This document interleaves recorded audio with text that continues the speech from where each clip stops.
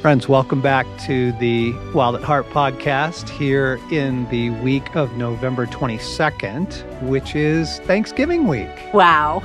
Hooray, I can't believe we're here already. How did we get here already? I don't know. But yay, we are. We are, and it's freezing in the studio this morning, so I'm wrapped in a blanket as we're recording.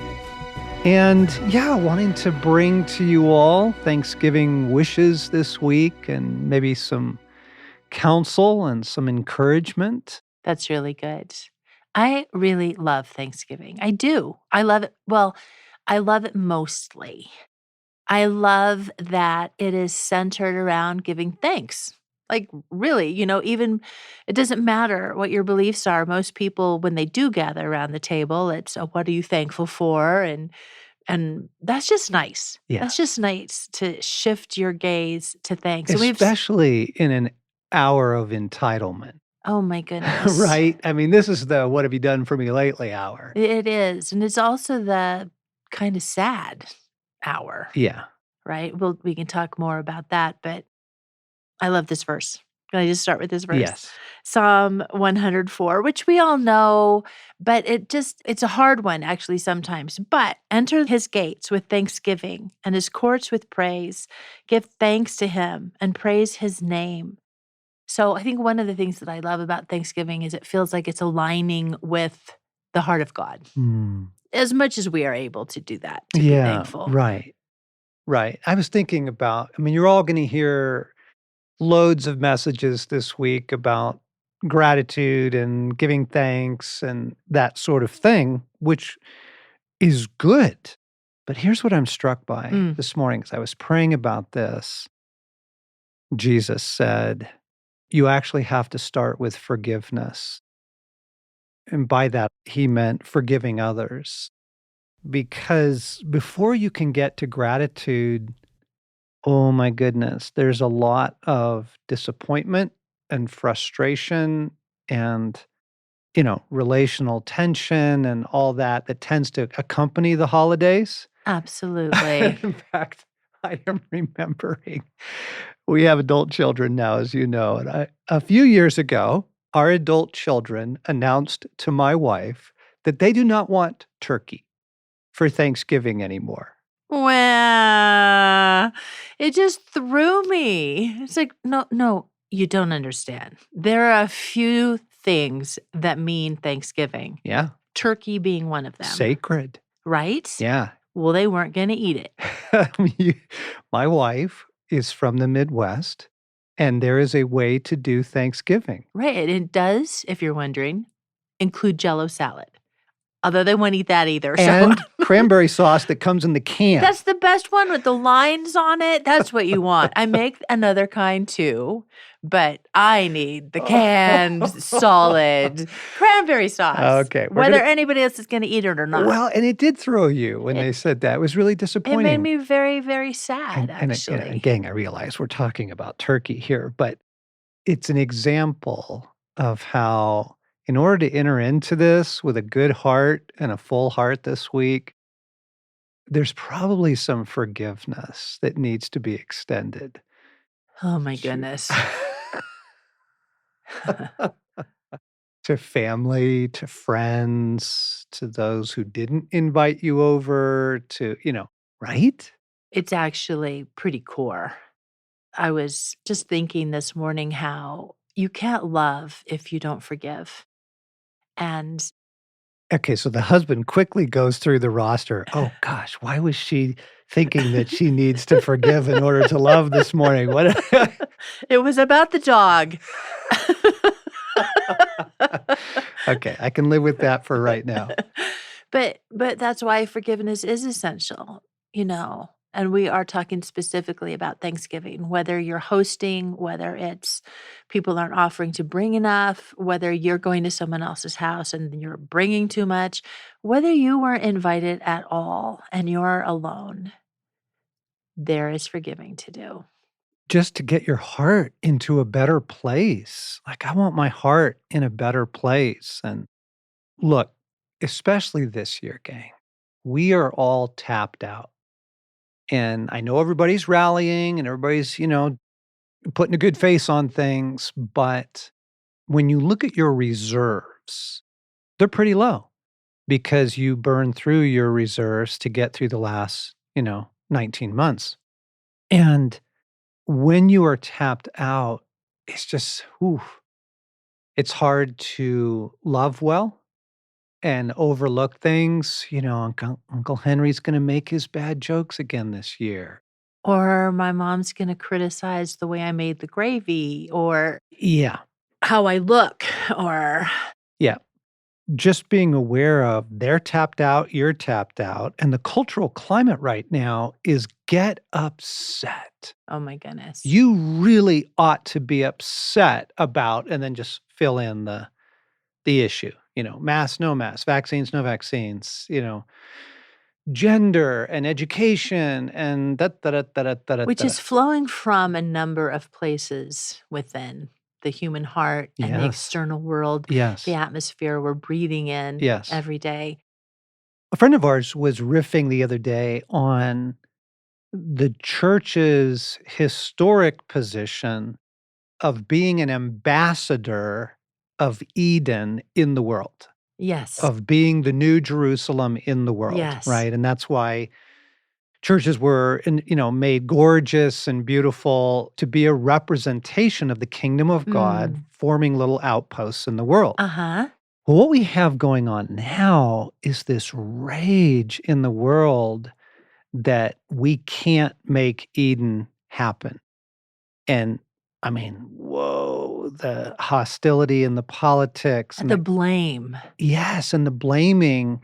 So this is the hour, and it's this controversy and it's this injustice and it's this expose and this is just your daily news feed, Yeah. right? And so the cultural climate right now is get upset. You really ought to be upset.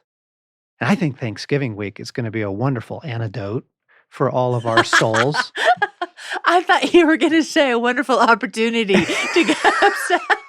Well, Antidote is a way it's better an way to look at antidote it. because we gotta back out of all that, gang. We just gotta recognize that's the air I'm breathing, and there's just this low grade irritation because we are all tapped out, right? We've all been throttled by the last couple years. But I love what you said about acknowledging that other people are tapped out too, because that really helps to extend mercy and give you the grace Mm, by God within you to forgive, to know, oh, no, they're tapped out as well. They're not yeah. operating with a full tank. Right.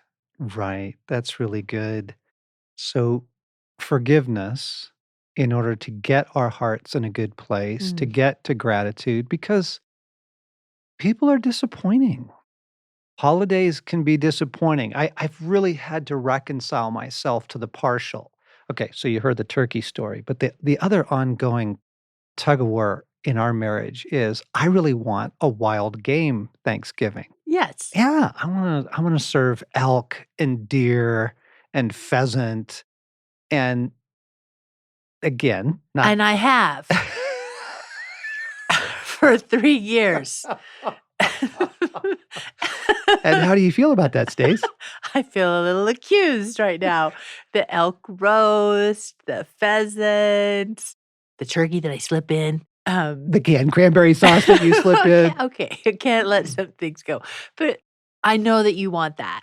But I guess it hasn't been to the degree that you want Well, that. no, I'm just using it as an example of, you're gonna go to Aunt Marge's house, and it's not gonna be the Thanksgiving you would have thrown, Right. right? You're gonna go, gather with some of your friends, and it's not gonna be the Thanksgiving of your childhood, and whatever the you see what Oh, I'm saying? yeah, and I think that you just nailed something right there. The Thanksgiving of your childhood, the nostalgia, the something in our hearts that is connected to wanting Eden back. Yeah, When things were simpler, yeah. when you were carrying less, hopefully, So, like, I know that's part of it for Oh, me. it's huge.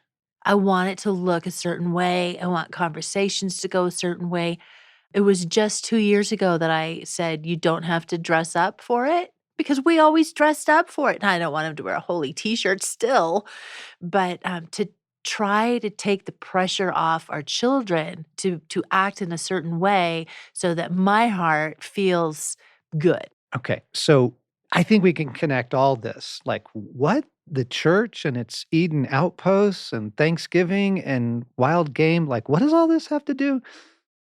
So, there is a profound longing in the human soul right now for things to be good. Yes. I just want things to be good. And Mhm. it is a direct hotline to our longing to recover Eden. And that deep, profound longing, the search for Eden has been with us all our lives, but it normally lies way down deep under the surface of our Yeah. normal lives. You Right. gotta get to work, you gotta get the kids to school, etcetera. But down in there, and the holidays tends to raise it to a higher That's level, right. okay, especially in a year like this one. We just want, can things just be great? Come on, people, can't things just be great? Right? And so if we're aware of Mm. that going into the week, we won't be set up for tension, a lack of forgiveness, Right. right? Disappointment. The disappointment factor, yeah. Yeah. So you were talking this morning to me about letting go of expectations as a key part of getting to gratitude. And I've got some work to do here, admittedly. I really do. I get thrown way too easily when things aren't going the way I expected that they would. And Can I throw out a couple? yeah, People showing up 30 minutes late for Thanksgiving. right? And we're like, What? Wait, Like, what? dinner's ready. What are you thinking?" You know? What, I'm supposed to be flexible? Wait, I'm supposed to host with gratitude and welcoming? Yeah. Yeah. That's definitely one. But you know what? I think one of them is an expectation of how I'm gonna feel. And I will be disappointed if my heart hasn't risen, and I'm disappointed if I'm disappointed. Just Yeah, wow. like, I wanna get out of that cycle. I really wanna be free some more. So, like, to forgive in advance people not coming through for me in the way I really want them to. Yep. Forgiving in advance in the relationships that you're gonna, navigate this week, Right. right? Letting go of expectations, Uh-huh. caretaking the deep Eden longing, which is filled with nostalgia or projections of the ideal, holiday in a year like this where we are aching for life to be great. We just Yes. want life to be great. Yes. And to shepherd all that into the hands of God. Mm. And so we begin with forgiveness and with letting go of expectations. And then here's our deep heart's longing. And we're turning that over to our Father who adores us. You prepare a feast for me Mm. in the presence of my enemies. Yeah. Psalm 23. God, you have a feast Mhm. for me. I Mhm. do want your table. I do want joy and abundance and laughter and all that. Right, wanting it isn't wrong. No. Having a heart that longs for Eden is actually how he crafted us. We're meant to long for Eden. And to look for it. Yeah. And to Yeah. create little outposts of it. I think Yes. holidays are really important markers. Mhm. We go to a lot of effort in our kind of family clan to make it beautiful and joyful and feastful because it is an announcement of the coming kingdom, but Yes. it's also partial. Right. And just over the years, for me, ahead of time, I bless the partial. Oh, that's so important. I bless the partial. This can't possibly live up to my current, right here, November 21, longing for life to be great and recovery and all that, right? Like, I can't put that on people or events Oh, this is a rescue, honey. I can't do that right now, but I do it is precious, the Yes. longing, the need. I have got to shepherd that into my Father's hands because Psalm 23, you are good, God, and you do have a table for me. I do pray for your feast. I Yes. pray for all that you have for me. Yes. I think it will help folks. You don't have to feel forgiving to forgive It's vital. or to think that you have forgiven. Feelings take a while to catch up to the act of forgiveness. Yes. And the same thing with gratitude. You don't necessarily feel overflowing with gratitude, but as you begin to express it, your feelings and emotions, your heart catches up. So, what are you grateful for this week? Is this for me to answer or Yep, for people to think on right both. now? Okay, as you all think about it, my mind immediately went to very simple things. Your husband, for example. Obviously, wrapped in a blanket, looking fantastic. Of course, there's the big things that I'm deeply grateful for the love of God. I'm so thankful for my family, my husband, my children, my grandchildren. Yes. But where my mind went was I am thankful for the fragrance of the wind in the different seasons. And I'm thankful for seasons when I can actually rest. Mm. I'm thankful for those quiet evenings where you and I can play a game of cribbage or just sit next to each other and not talk, just read. And thankful for our dogs. I'm thankful for flowers. I'm thankful for the beauty of snow and it covers the ground and like the simple things and that what it primes the pump. Yes, it does. Yeah. And you get going. Yeah. I find myself so thankful, right? As I just asked my heart, what am I thankful for right now? I am so grateful for the daily shepherding of Jesus, Amen. the way he catches me. Hey, don't bring that up in that meeting. You actually don't need to bring that up. Or, hey, you actually don't need to write tonight. You'll get that book done. You don't write tonight. Your heart's not So there. I mean, so important. many kind steps. Yes, the shepherd, the guide, the friend. So grateful for that daily. I am super grateful for the imminence of the return of Christ Yes. because Eden is just around the corner. It's just around the corner. Eden is returning, the Mm, mm. return of Eden. And then I don't have to put it on holidays. Yeah, it removes the pressure when you know what's Oh, coming man. soon. It's huge. You know what I'm grateful for? I'm grateful for our friends listening right now. I'm thinking of the men and women all around the world. So grateful for you. I'm grateful for your stories Yes. and for sharing your stories with us.